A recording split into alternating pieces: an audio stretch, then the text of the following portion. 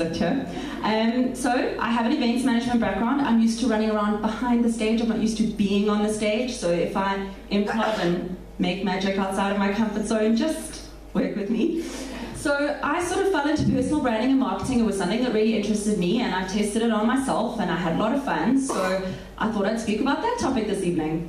So your personal branding and presentation, the image that you present when you're in public, marketing yourself, and your children are topics that we're going to cover this evening. So everything from what you do when you're in meetings, when you're speaking to people, meeting people, handling yourself, and basically how you are presenting yourself in public.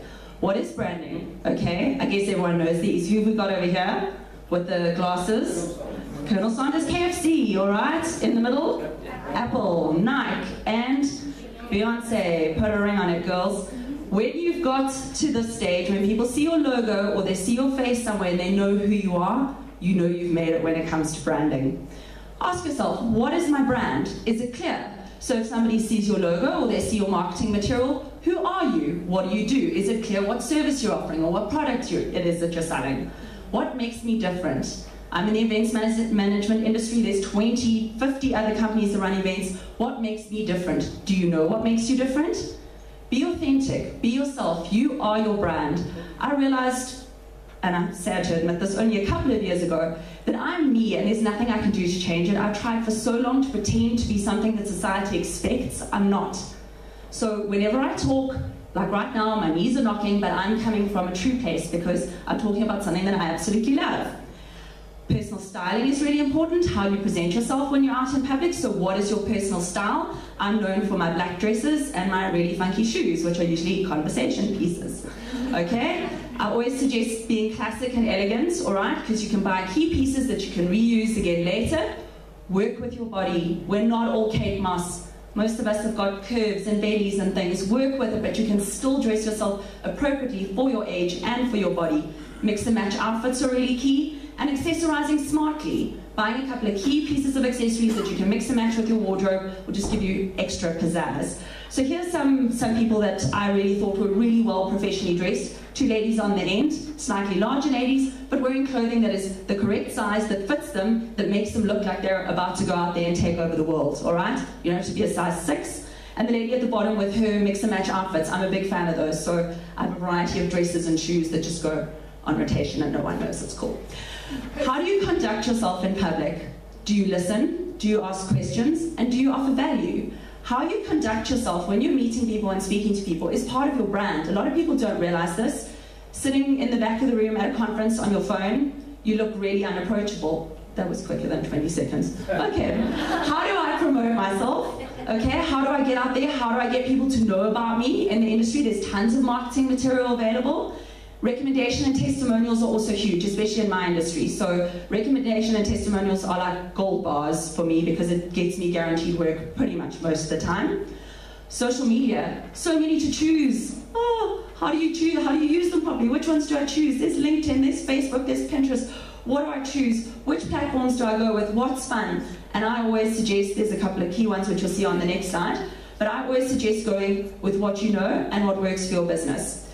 Facebook, Twitter, and LinkedIn, I would say, are the best. If you're a professional person, definitely LinkedIn. All right, you can meet with other like-minded professional people that are moving in the same fields as you.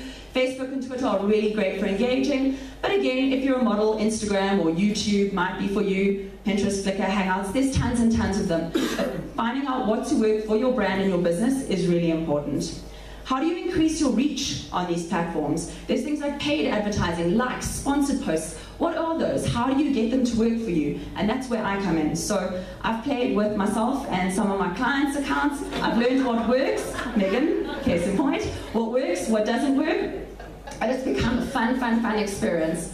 You'll see there's a picture of Deepak and Oprah there. I ran Deepak's events when he was here last year. That is what we call a sponsored post. So they'd actually put in all your credentials. Like I get a lot of dating site things. It's like you're over 30 and you're single. Help. Okay? So that appears a lot on my newsfeed. And the other one was a page result from an ads campaign that I did. Balance your information and sales with fun facts, all right? So don't just sell. That's terrible and nobody wants that. Put up some fun memes, put up some pictures of you and your family doing stuff. People want to relate to you and they want to see you having fun and doing other things besides just trying to sell them a product. Build a relationship and then sell. But, and I always say this, never underestimate personal interaction. In a world that is so impersonal and filled with social media, building trust and relationships is key. I always suggest go and have meetings with your clients, even if it's once every 2 months. It's face-to-face. Drop in, give them a bottle of whiskey at Christmas. I don't know. Just have the face-to-face, have that interaction with people. It's so important. Which leads me last to our children. Children form opinions at a very early age. We don't actually realize this. They mimic us and our approach to life.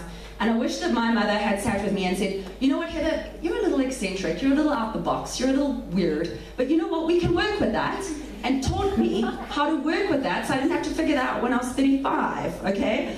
Help your child to develop their own brand and take the time to listen. When kids are comfortable in their own skin and they're living in their own brand and they're living to purpose and what makes them happy with their funky little shoes, whatever it is, that's their brand. And once they've learned to accept themselves and to work with it, it's going to stand them in good stead for the rest of their life. So, key points. Develop your own style and brand. Work with what you have. Use the correct marketing methods to suit your business or your brand. And be true to you. Like my little guy at the bottom, he's so cute. Be true to you, okay? So those are the key points from this evening. I will be around a little bit later. I am friendly, okay? So please come and chat to me. If you need help with your social media, you need help with your branding, you just want to sit with somebody for an hour and go, this is where I am, what should I do, what shouldn't I do? I'm your girl. So we'll see you a little bit later. Thank you very much.